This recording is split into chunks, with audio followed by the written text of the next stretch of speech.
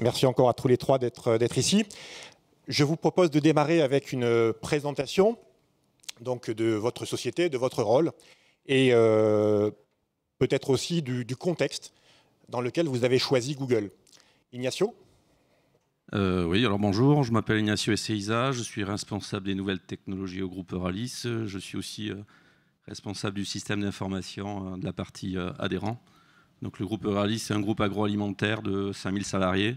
Donc on est une structure coopérative, donc on a 12 000 adhérents dans la société. On est présent en France sur 3 marchés. On a une activité agricole traditionnelle. On est le premier collecteur de céréales de maïs en France. On collecte à peu près 900 000 tonnes de maïs tous les ans. On a une activité agricole donc, traditionnelle, c'est-à-dire qu'on fait du retail, de la jardinerie, etc. On a une deuxième activité semencière. Là, on est dans le top 10 des semenciers européens sur les espèces maïs et tournesol. Donc on est présent sur une quinzaine de pays en Europe. Et enfin, on a une grosse activité alimentaire. Donc on est un des leaders. On se bagarre la première place avec un concurrent pour le marché du foie gras. Voilà, on est présent sur tous les secteurs du marché en foie gras. Et notre marque la plus connue en foie gras, c'est la marque Montfort. Voilà. Donc je suis dans une DSI de 50 personnes. Je m'occupe spécifiquement des outils de communication sur mon titre de nouvelle techno. Qu'est-ce que je peux dire d'autre ? Voilà, on est présent, maintenant on est mondialisé et on est présent dans à peu près une vingtaine de pays. Voilà. Ce qui nous caractérise un peu d'un point de vue informatique par rapport à l'international, c'est qu'on a de petites structures à l'international. Donc on est 50 informaticiens en France, on a 2 informaticiens à l'international. Voilà. Et en 2 mots, les raisons qui vous ont conduit à choisir Google Apps ? Alors le contexte en 2012, il est multiple. Le directeur général qui nous annonce qu'on a un objectif, notre chiffre d'affaires est d'1,5 milliard, il nous annonce un chiffre d'affaires à 2 milliards pour 2020 avec évidemment l'acquisition de sociétés. Deuxième contexte, c'est notre activité semencière, où le directeur du pôle semencier qui nous dit qu'il va continuer l'expansion internationale. Aujourd'hui, notre part de marché international est de 50%. Et on fait l'acquisition, on devient majoritaire dans une entreprise familiale bretonne, le groupe Stalaven. Donc c'est à peu près une société de 1500 personnes. Donc il fallait intégrer dans notre système d'information à peu près 600 users supplémentaires, soit 30% de notre périmètre. Donc on avait le choix entre continuer notre stratégie des années 2000 autour des solutions IBM ou se poser et décider de repenser notre modèle. Donc on avait atteint les limites de notre stratégie des années 2000, c'est-à-dire qu'il fallait qu'on soit présent à l'international mais dans un contexte local. Il fallait délivrer nos services en langue locale, en chinois, en russe, en japonais, etc. Donc ça, on ne savait plus le faire avec nos systèmes anciens. Il fallait aussi qu'on colle aux besoins de nos utilisateurs. Donc on avait le phénomène du millefeuille, c'est-à-dire qu'on avait empilé énormément de services. Donc on avait des services IBM, on avait des services OneDrive, on avait des services Webex, on avait énormément de services Cisco. Voilà. Et donc on était à la recherche d'un intégré de communication. Voilà, une solution globale pour la messagerie, mais surtout pour la webconférence, etc. Et donc on s'est posé, on a pris le temps de réfléchir, on a posé tout ça dans un cahier des charges. On a fait un appel d'offres assez poussé qui a duré à peu près 6 mois, 3 mois d'analyse, 3 mois de prototypage entre les solutions Microsoft et les solutions Google. Et au final, on a rendu un avis favorable à Google Apps. Voilà. Merci Ignacio. Vanessa, quelques mots sur Essilor. Bonjour à tous. Donc, moi, je suis Vanessa Rané-Waresson, responsable du pôle solutions collaboratives à la DSI Group. Donc, Essilor, c'est le leader mondial dans l'optique ophtalmique, très connu pour sa marque Varilux. Essilor, c'est 50 000 collaborateurs dans 60 pays. Et un des sujets phares d'Essilor, c'est l'innovation, qui est au cœur de la stratégie du groupe. Et une des résultantes de cette stratégie, c'est une croissance soutenue, donc une croissance organique, bien sûr, mais aussi une politique très volontariste sur de la croissance externe, donc énormément d'acquisitions. Et donc, la DSI a fait face à deux défis. Le premier, c'était, alors comme Euralis, on avait énormément d'outils collaboratifs. Donc, il nous fallait, et qui devenaient obsolètes, et il nous fallait donc trouver une solution globale. Donc, notre objectif, c'était d'unifier et de moderniser notre suite collaborative. À travers ce projet aussi, de trouver une nouvelle expérience pour l'utilisateur. Donc, On parle maintenant, on entendait beaucoup de la tendance de consumérisation. Donc ces solutions qui viennent du grand public, hein, très connues et qui rentrent dans le monde de l'entreprise et qui se professionnalisent, et Google en faisait partie. Et avec une toute nouvelle façon de travailler pour les collaborateurs, donc une expérience en ligne, de la collaboration en temps réel. Également aussi une solution qui évolue de manière permanente, alors que c'est complètement nouveau pour Essilor. Et le deuxième défi, c'était effectivement, comme Euralis, donc par cette politique de croissance externe, il nous fallait trouver une solution qui nous permettait d'accueillir très rapidement ces nouveaux collaborateurs qui rentraient dans le groupe. Et la solution Google Apps avec le cloud était celle qui pouvait répondre au mieux à ce défi. Merci Vanessa. Franck, quelques mots sur Prisma Media. Alors, je suis le DSI du groupe Prisma Media. Prisma Media édite des magazines, 14 marques, 27 magazines, Télé Loisirs, Télé Grande Chaîne, Télé 2 Semaines, Femme Actuelle, Prima, Géo, Capital, Gala, Voici, que tout le monde connaît, que tout le monde lit, mais que peu achètent, en tout cas pas assez. Une DSI de 50 personnes, avec 1000 personnes pour l'entreprise, 1500 postes de travail. Hein, l'organisation d'une rédaction fait que ça rentre, en tout cas les gens rentrent et sortent très rapidement. 2 tiers de Macintosh, excusez-moi, mythe, on a du Mac, beaucoup. Et à partir de là, un objectif clair de la DSI qui était d'apporter, d'accompagner cette presse qui se porte pas très bien, dans une transformation digitale extrêmement rapide et efficace. Alors nous avions peu d'outils collaboratifs, nous n'avions pas grand-chose, hein, une organisation extrêmement verticale et en silo. Et puis du jour au lendemain, il fallait passer avec une organisation transversale, horizontale, et que tout d'un coup, tout le monde se mette à échanger et parler ensemble. Alors une phase humaine terrible, arriver à accompagner et à changer les habitudes des salariés de cette manière-là, c'est difficile. Et puis, il fallait trouver des outils. Alors on s'est intéressé au marché, on a fait un appel d'offres, comme tout le monde. Extrêmement difficile. Je crois que c'est la première fois de ma vie que j'ai une discussion aussi difficile sur un sujet qui me semblait assez simple, pour au final choisir Google Apps pour plusieurs raisons. D'abord un problème de sécurité. Google dans la presse a souvent une image difficile, parfois à juste titre, parfois pas tout à fait justifiée. En attendant, il fallait réussir à vendre Google dans une entreprise de presse. Et là-dessus, l'équipe Google a fait un travail énorme de transparence sur l'aspect de la sécurité de manière très large. Ça a été rassurant pour l'ensemble de l'entreprise.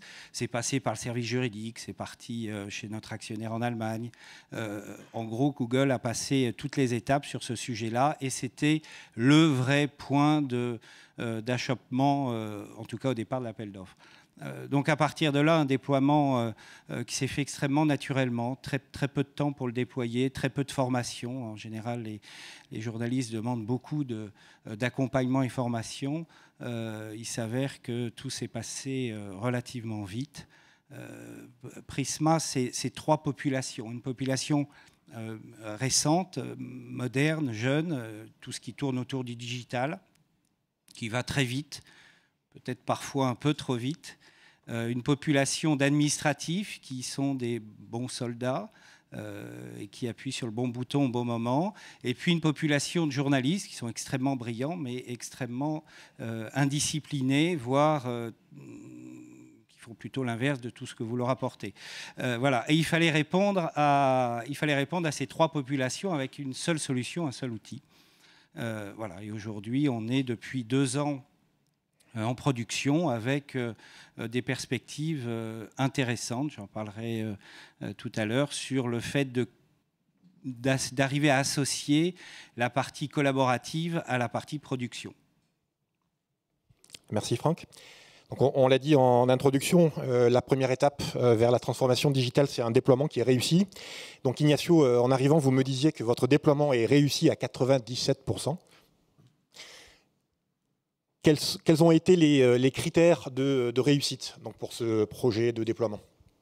Bon, tout d'abord, c'est le premier projet qui est conduit pour l'ensemble du groupe, pour l'ensemble des sociétés, l'ensemble des pays en même temps. Donc on avait décidé de capitaliser sur l'humain. On essayait, sur nos anciennes plateformes, on était déjà dans des systèmes centralisés, donc on essayait de conduire le changement au fil de l'eau, et on faisait des grandes campagnes tous les 10 ans. Là, on avait décidé de refaire une campagne de conduite du changement avec l'ensemble des salariés.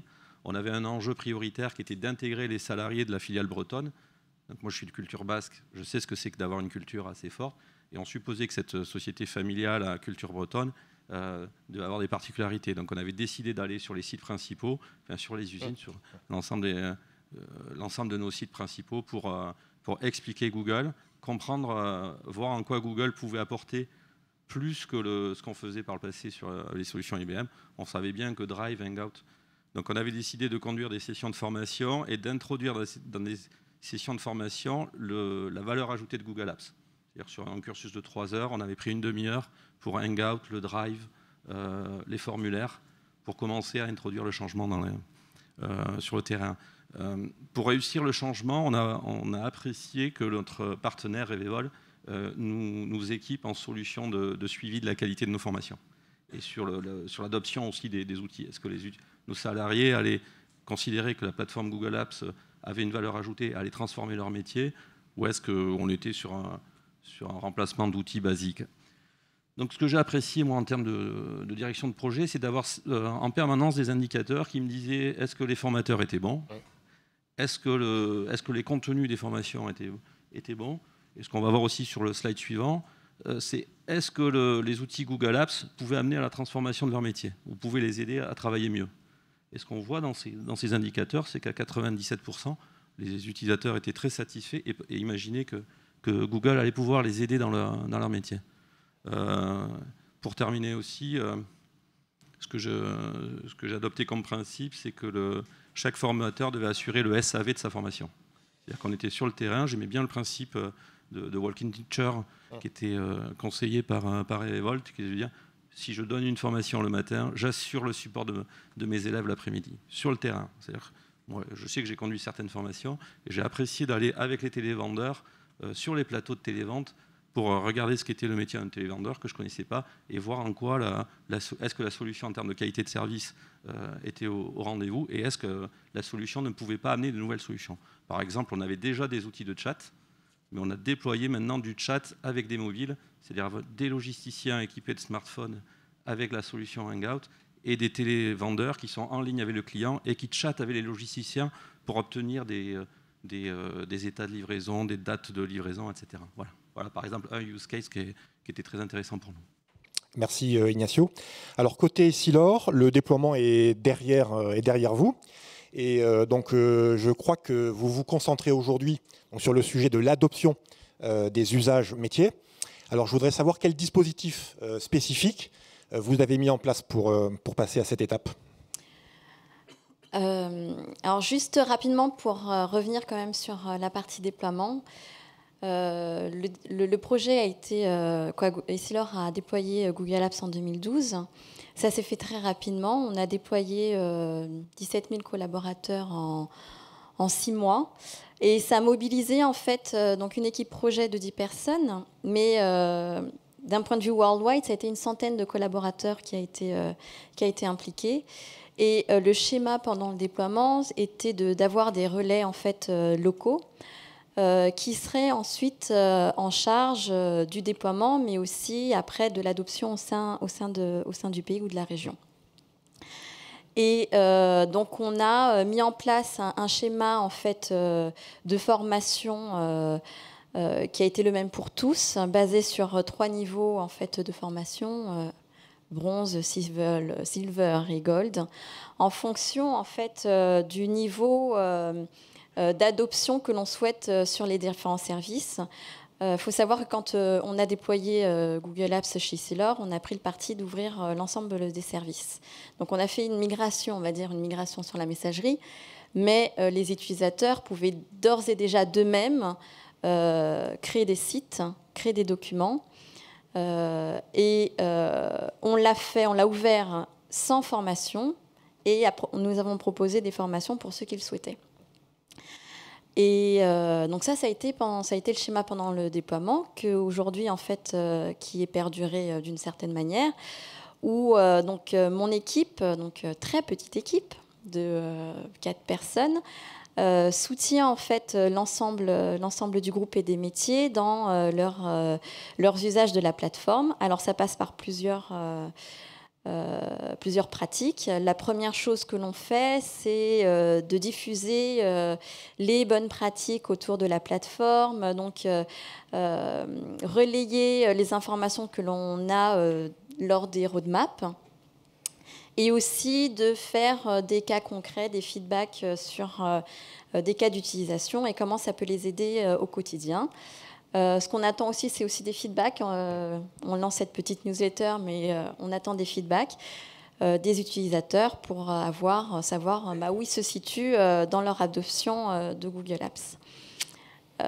Juste pour revenir sur le déploiement, après le déploiement, on a bien sûr fait une enquête de satisfaction pour savoir quel était le niveau de satisfaction de nos utilisateurs, et on s'est retrouvé avec un niveau de satisfaction globale d'environ 80%. Ce qui nous a, disons, assez surpris, puisque ça a été un gros projet de gestion du changement. Et malgré tout, on a très vite vu qu'il y avait une adoption rapide et une satisfaction des utilisateurs. Donc ça a été un vrai retour concret du projet.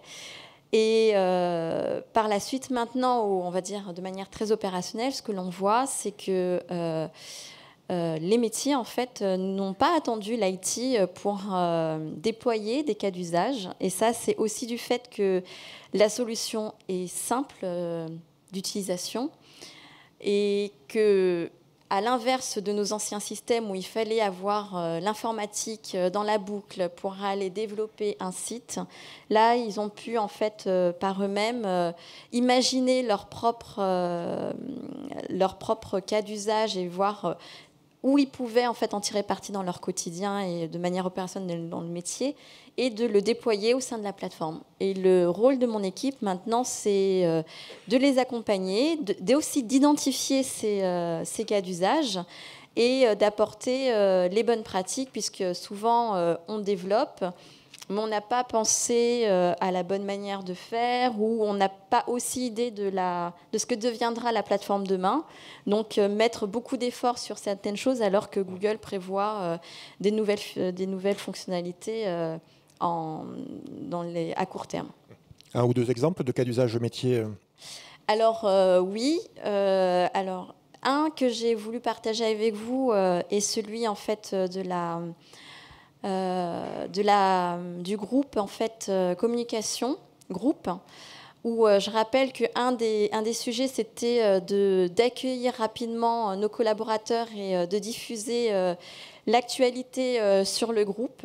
Donc ce département a développé un site qui s'appelle WeConnect, où en fait on partage les dernières news sur le groupe. Alors le groupe, c'est pas uniquement Essilor, c'est aussi tous les partenaires que nous avons rachetés. Partager les bonnes pratiques au sein du groupe. Partager aussi, donc c'est une vitrine qui est l'accès vers des documents partagés, des vidéos. Donc ça, c'est pour moi, et qui est diffusé à l'ensemble donc des news qui sont partagées toutes les 2 semaines à l'ensemble des collaborateurs qui sont connectés sur la plateforme. Donc ça, c'était complètement nouveau pour le groupe. Et le deuxième cas d'usage, alors là, vous voyez, donc là, on ne parle même pas d'Essilor, c'est Nikon, en fait, Nikon Essilor, hein, un partenaire Essilor, donc ça, c'est le département marketing, qui partage en fait, au travers de ce site, l'ensemble des campagnes marketing, donc tous les supports vidéo, photos, en haute définition qui sont, eux, en fait, derrière hébergés simplement dans Drive. Et cette solution a été développée directement par l'équipe Nikon, qui était d'abord en charge du déploiement et qui, d'elle-même, en fait, s'est approprié les outils et a tout de suite vu l'intérêt pour aller plus loin avec la plateforme. Voilà. Merci Vanessa. Alors chez Prisma Media, vous le disiez Franck, donc vous êtes dans un secteur d'activité qui se transforme. Et donc du point de vue Google, on a l'impression que avec vous, le temps s'accélère. Donc tout va vite et que vous avez expérimenté un certain nombre de nos outils. Vous avez changé de fonction, en tout cas ajouté une fonction qui est Chief Innovation Officer à celle de DSI. Donc je crois que la question qu'on se pose tous, c'est ce passage, donc cette accélération et ce passage vers l'innovation, vers un DSI qui est innovateur. Comment ça s'est passé ? Quel est le dispositif qui vous permet aujourd'hui d'innover ? Alors, en fin 2010, on a créé une structure qui s'appelle Prisma Labs, simplement à côté de la DSI, simplement parce que dans une DSI, il faut que ça fonctionne. Hein. Quand ça fonctionne, c'est normal. Quand ça ne fonctionne pas, c'est de notre faute. Donc, on a peu de marge à partir de là pour pouvoir prendre un peu d'avance. Donc, a été créée fin 2010 une structure qui nous permet, quelque part, de s'affranchir de ces obligations DSI pour essayer, apprendre, tester. Souvent en interne, on utilise le terme droit à l'erreur. On peut se tromper chez Prisma Labs. On ne peut pas vraiment se tromper dans un fonctionnement de DSI, avec plusieurs objectifs. Donc Prisma Labs a été au départ mis en place pour pouvoir accompagner la culture digitale de l'entreprise. Difficile de demander à des rédactions de faire du digital quand ils ne savent pas ce que c'est qu'un smartphone, une tablette, la manipulation de contenu pour un site web. Donc on s'est lancé dans une croisade terrible qui était de dire tous les salariés de Prisma doivent avoir eu en main une tablette. Donc on a mis un système de prêt qui continue aujourd'hui. On a démarré évidemment avec l'iPad, c'était le premier sur le marché. Aujourd'hui on prête l'iPad de l'iOS, Android et Microsoft. Ça continue à fonctionner. Ce que l'on peut déjà dire, c'est que tous les salariés de Prisma ont une tablette entre les mains. Donc la discussion de développement digital vers la tablette aujourd'hui n'est plus un sujet d'interrogation, mais d'idées et de faisabilité. Au moins, la problématique du support a été réglée par ce moyen-là. On a créé une revue de presse, puisque dans la culture digitale, il y avait aussi de l'information. Donc on a créé une revue de presse initialement exclusivement en accès interne, et puis on l'a ouverte il y a un peu plus d'un an sur les réseaux sociaux pour pouvoir donner accès à cette information qui est du curatif, hein, on écrit extrêmement peu, à l'ensemble des salariés, quel que soit l'endroit où ils se trouvent, puisqu'en parallèle, on développe la mobilité. Et puis on a constaté très vite que s'adresser au cœur de métier n'était pas suffisant. Cœur de métier, fabrication du contenu et des magazines, n'était pas suffisant. Et on a découvert des centres d'intérêt autour de métiers auxquels on n'avait pas obligatoirement pensé. J'en cite deux très souvent qui sont la RH et le contrôle de gestion. Aujourd'hui, au comité de direction, les présentations sont faites sur tablette, y compris pour ces populations-là, parce qu'on leur a donné les moyens de pouvoir repenser, par exemple, un reporting. Qu'est-ce qu'un reporting sur une tablette? La grande question. S'il s'agit de mettre un tableau de type Excel, encore 5, sur un format A3 initial, pas très facile à vendre, pas très facile à lire. Donc on s'est lancé dans une quête de refonte aussi et de transformation des autres métiers que le cœur de métier principal. Et très clairement, aujourd'hui, la DSI n'est plus moteur des idées, mais c'est le métier. On a réussi cette transformation où on reçoit des demandes des métiers pour pouvoir aller plus vite, plus loin. Alors c'est vrai que ça va vite, ça va même un peu trop vite pour nous, parce que quand vous avez une dizaine d'idées dans la semaine qui arrivent et qui sont plutôt de bon sens, il faut pouvoir y répondre. Et là, c'est nous qui redevenons qui bouchons un peu qui ralentissons le temps de développement, mais on a réussi à retourner le système. Ce n'est plus la DSI qui apporte une idée de faisabilité, soit de transformation, soit vers le digital, mais c'est le métier qui devient demandeur. Voilà. Alors ça a pris du temps, c'est très facile à raconter comme histoire. Sur le terrain, c'est un peu plus complexe. On a des partenaires sociaux qui sont extrêmement actifs, hein, évidemment, surtout dans la presse. Donc il y a un business de communication. On a appris, on a évolué dans la communication. On a appris à parler, à se présenter, à faire des logos, à faire tout un tas de choses nécessaires dans cette transformation. Et ce que je veux dire par là, c'est que c'est facile de demander aux autres de changer. Faut-il encore être capable, nous, d'évoluer pour pouvoir apporter ces changements. Donc on a fait un gros travail au sein de la DSI pour pouvoir s'adapter à cette organisation transversale, alors que nous venions de... Ça fait 16 ans que je suis chez Prisma, il y avait donc 13 ans de verticalité cloisonnée jusqu'en haut, dans un fonctionnement parfait, jusqu'au moment où la vente des magazines a commencé à s'éroder. Donc ce changement, c'est aussi pour nous, et c'est important. Alors j'ai une petite phrase, je la vois, donc je la lis, surtout je peux la commenter. Rationaliser pour innover à condition que ça soit utile et rentable. Quand vous avez une DG qui trouve très bien l'initiative d'un Prisma Labs et que vous commencez par lui dire il me faut un budget, il me faut tout un tas de choses, évidemment, comme tout projet, on vous demande à quoi ça sert et si ça va être rentable. Donc j'ai pris le système à l'envers. J'ai imposé à ce qu'il n'y ait pas de budget à Prisma Labs. Et il n'y a toujours pas de budget 3 ans après. Quand il y a une bonne idée et qu'on est capable de bien la vendre, le budget arrive. Voilà. Ce qui me permet de ne pas avoir de compte à rendre, puisqu'il n'y a pas de budget. Hein, c'est toujours une bonne chose dans les DSI. On passe notre temps à compter et à rendre de l'argent ou à le justifier. Il n'y a pas de compte à rendre chez Prisma Labs. Et quand il y a une bonne idée, eh bien, elle est plus facile à vendre puisqu'on la défend sur une ligne de budget qui n'existe pas.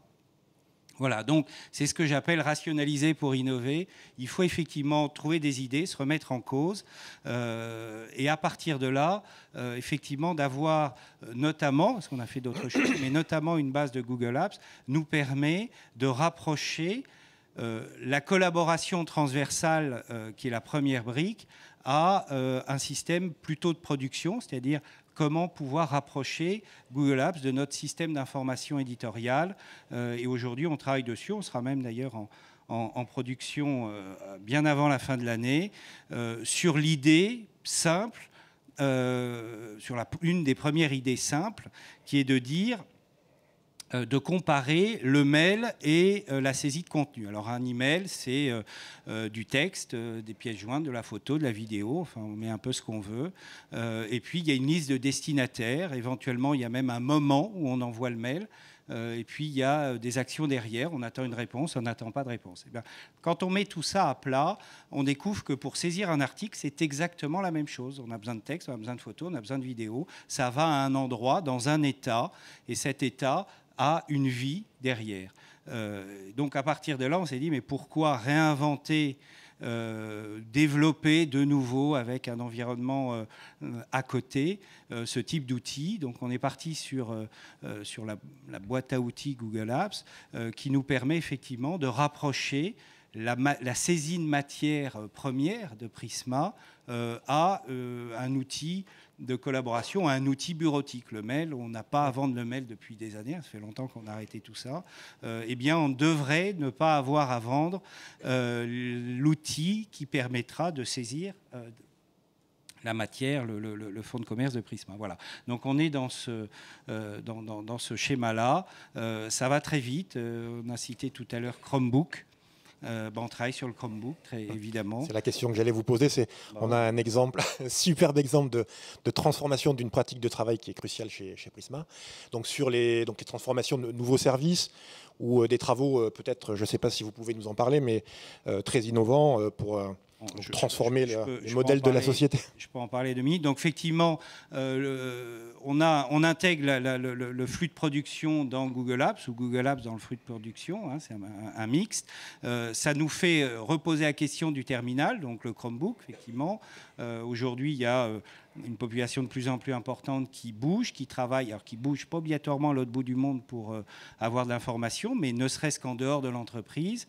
Et la solution Chromebook, quelque part tout en un, pour certains métiers, répond parfaitement. Donc on a déjà fait notre POC et ainsi de suite. On rentre vraiment en production en 2 phases, une production logicielle au mois de juin et une production matérielle, donc Chromebook, avant la fin de l'année. Et puis on a continué à se poser des questions. Alors c'est un peu de votre faute, hein, parce que vous n'arrivez pas de bouger un peu dans tous les sens. Où on s'est dit, on va continuer à voir comment intégrer notre matière sur des objets connectés, sur un petit peu tous ces éléments qui arrivent. Alors, puisque j'ai le micro, j'en profite, je voulais remercier Google d'avoir créé un parcours extrêmement complexe pour une société française pour obtenir des glaces, parce que ça nous a donné des idées. Ça nous a motivés, ça nous a permis d'être malins. On n'est pas toujours au bistrot, mais on a des idées aussi. Et à partir de là, on s'est posé la grande question, comment mettre notre contenu sur les Google Glass ? Ça nous intéresse énormément. C'est une rupture, c'est un nouveau produit, c'est un nouveau mode d'usage. En gros, tout est nouveau, y compris le fait de mettre une paire de lunettes pour lire ou accéder à une information. On a développé un premier prototype qui fonctionne, que je présente dans 1h30 au comité de direction. Je vous ferai un petit mot après si je me suis fait jeter ou pas. En attendant, ça intéresse beaucoup. Et effectivement, on a trouvé une véritable continuité entre notre matière, du texte, de la photo, de la vidéo, et les Google Glass. On a plusieurs idées. Sans rentrer dans les détails, il y a une idée qui est le parcours client. Client lit un magazine et de là, qu'est-ce que peut apporter Prisma en plus si on porte une paire de lunettes. Il y a une idée autour de la cuisine. Quand vous faites la cuisine, il vaut mieux avoir les mains libres, surtout si elles sont pleines de farine. Alors, on a fait des applications, on a testé des applications avec tablette, mais au bout de la 3e page, la tablette était couverte de farine ou de beurre, donc le système s'arrêtait vite.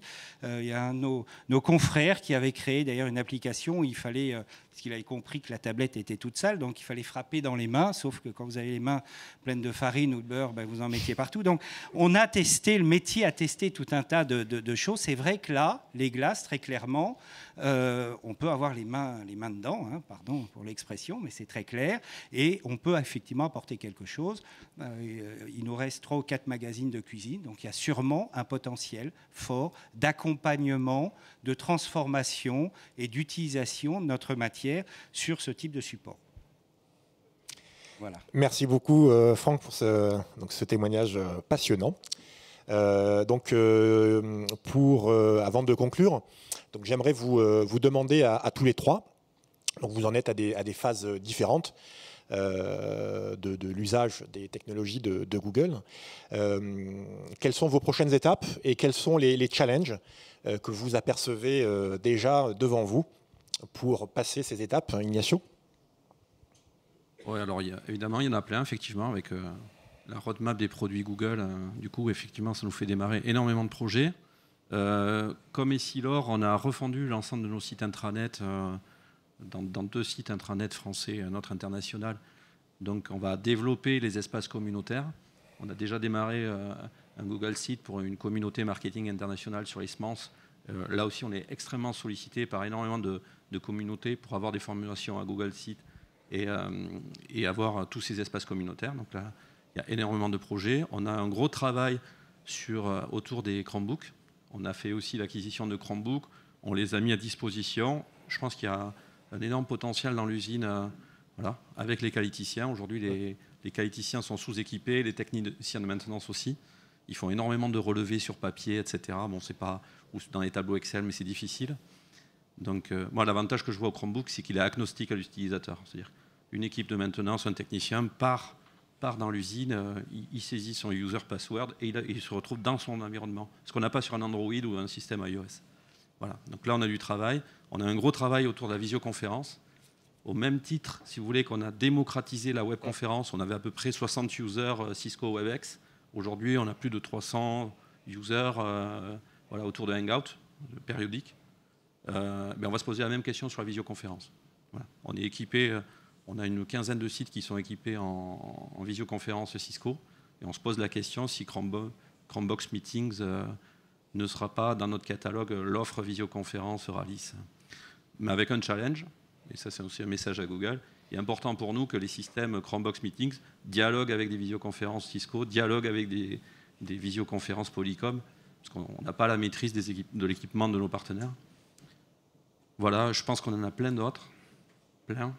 Voilà. Et juste une remarque par rapport au mode offline, j'ai oublié de dire que dans notre projet, on a doublé, plus de doubler le parc de smartphones. On avait à peu près 300 BlackBerry. Aujourd'hui, on est à 700. En 10 mois, on est à 700 smartphones Android. Je pense qu'on va continuer. Et que pour la force commerciale, le mode offline, c'est le smartphone. Il y avait beaucoup de directeurs commerciaux qui étaient dubitatifs là-dessus, qui imaginaient qu'il fallait absolument avoir un client mail sur un PC avec un grand écran, etc. En fait, les commerciaux se satisfont d'un mail sur smartphone. Et ce qui importe aux clients, parce qu'on a aussi interrogé nos clients, c'est la réactivité au mail. Ce n'est pas le fait d'avoir un mail qui soit bien écrit, bien mis en page, etc. Ce qui importe, c'est d'avoir une proposition rapide du commercial par rapport à un tarif, par rapport à un appel d'offres, etc. Et ça, le mobile, effectivement, répond parfaitement à ça. Donc c'est mobile first, je suis sûr que ça résonne.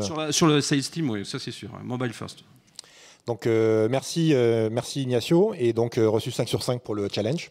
Donc Vanessa, vous entrez donc, finalement dans cette troisième phase de la transformation. Donc j'aimerais savoir comment vous allez prolonger ou faire évoluer le dispositif que vous avez mis en place pour les phases de déploiement et d'adoption, et quel challenge se pose à vous? Alors, comme pour Ralys, bien sûr, c'est continuer à développer l'offre collaborative. Et un des sujets sur lesquels on travaille, c'est la visio, bien sûr, aussi. Donc, les Chromebox for Meetings. Il y a des chantiers autour de Google+, aussi. Donc, le développement de communautés métiers sur la plateforme. Donc, c'est des initiatives qui sont en cours. Pour bien sûr, on espère l'ouvrir à plus grande échelle ensuite au sein du groupe.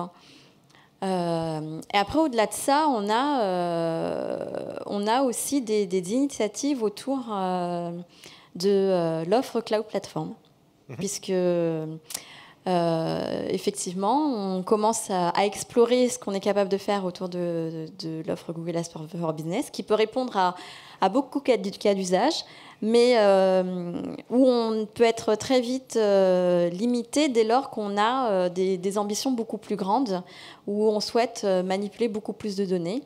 Donc là, on commence en fait à identifier des initiatives autour, que ce soit de App Engine pour le développement d'applications.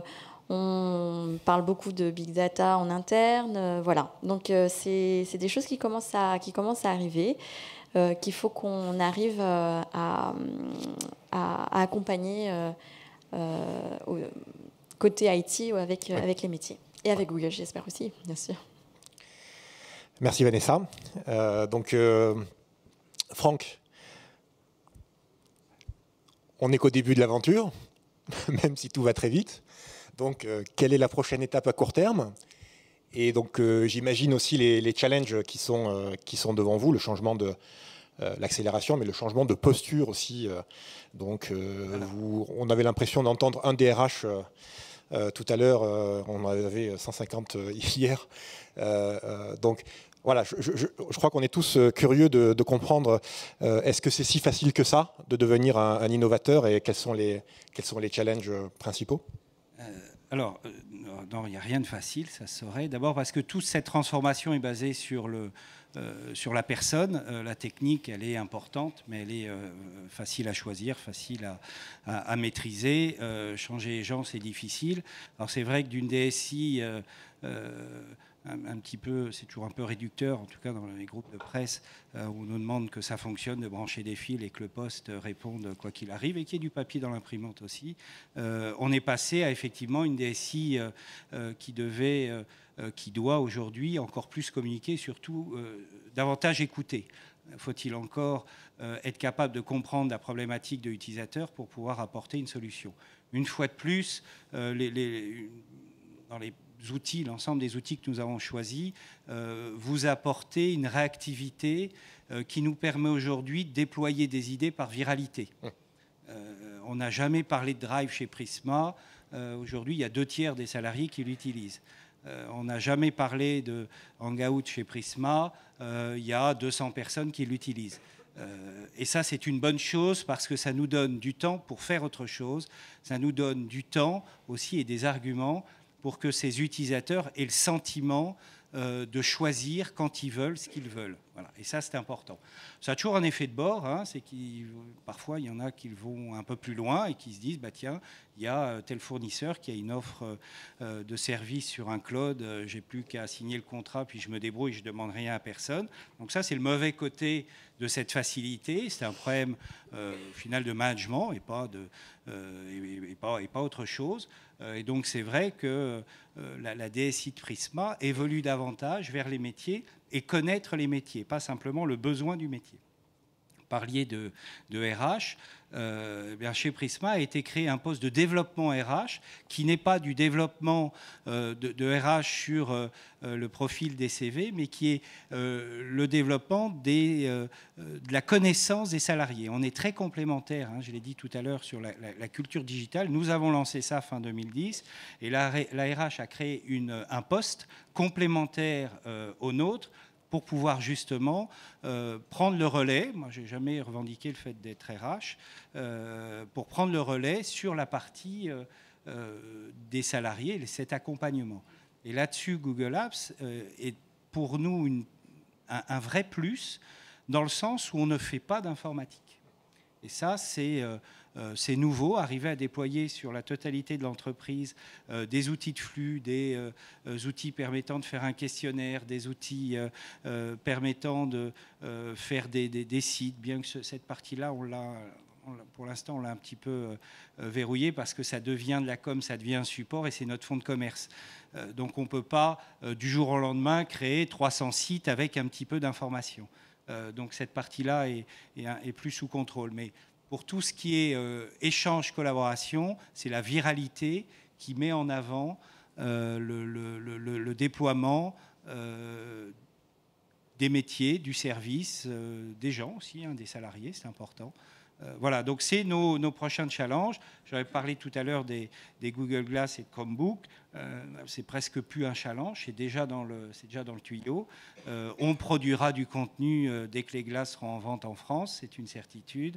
Peut-être sur d'autres choses. Hein. J'ai entendu un peu de scoop, mais pas assez pour moi. Donc Frédéric, il faudra qu'on parle. En attendant, il y a évidemment des objets connectés de type bracelet. J'ai vu une chose extraordinaire sur un miroir. Tout ça nous intéresse. Hein, tout le monde, 100% des gens se regardent dans un miroir au moins une fois par jour. Je ne vois pas pourquoi on ne pourrait pas pousser de l'info dans cette décision. C'est un appel du pied pour créer ce type d'objet. Voilà, notre prochain challenge. Il reste 50 secondes. Je vous laisse là. Merci Franck. Donc pour conclure, 1000 merci donc à tous les trois, donc Ignacio, Vanessa, Franck, pour avoir accepté de partager ces pratiques, ces bonnes pratiques avec nous aujourd'hui. Et donc vous êtes un petit peu livrés donc, sur ce que vous faites, sur comment vous le faites. Et donc avant que vous nous quittiez, j'aimerais donc demander à nos autres clients, mais aussi aux Googleurs, donc d'applaudir chaleureusement nos clients.